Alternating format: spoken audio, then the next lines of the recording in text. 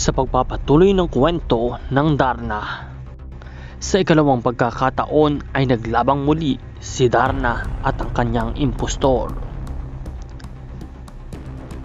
Sumugod ang impostor ni Darna sa basketball court kung saan nagkakasiyahan ang mga tao. Tinaon ng impostor ni Darna na marami ang tao kung saan siya manggugulo at mananakit. Dahil dito, dumating at na-detect ni Darna kung nasaan ang kanyang impostor. Tinanong niya kung sino ito, kung ito ba ay si Borgo at bakit niya ito ginagawa. Sa pagkakataong ito ay isang matamis na ngisi lamang at pagpasabog ang isinagot ng kanyang impostor. Patuloy na naglaban ang dalawa. Isang napakagandang laban. Pareho ang galing ng dalawa.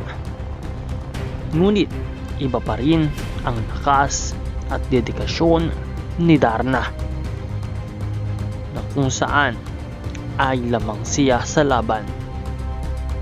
Ngunit dahil may weapon ang kanyang impostor ng tulad ng sa kapangyarihan ni Luna, hindi naging madali ang lahat para kay Darna. Patuloy ang kanilang pagsasagupaan, pagbibigay at pagpapalitan ng malalakas na suntok at laban, pagpapatumba sa isa't isa. Sa pagkakataong ito ay malakas at matindi ang paninindigan ni Darna na kaya niyang ipanalo ang laban sa kanyang impostor. Dahil dito, nakalamang si Darna at nag-invisible ang impostor upang tumakas.